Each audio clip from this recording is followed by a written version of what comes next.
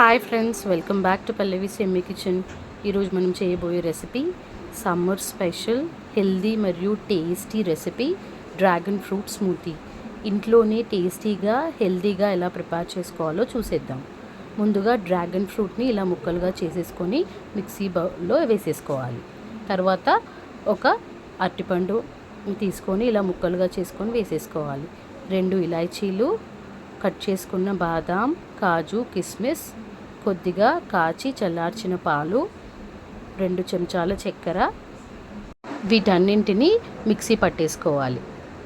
ఇప్పుడు ఒక serving bowl తీసుకొని అందులో డ్రాగన్ ఫ్రూట్ ముక్కలు, ముందుగా గ్రైండ్ చేసుకున్న డ్రాగన్ ఫ్రూట్ జ్యూస్ని కూడా వేసేసుకొని బాదం పప్పు, పిస్తా పప్పులతో గార్నిష్ చేసేసుకోవాలి.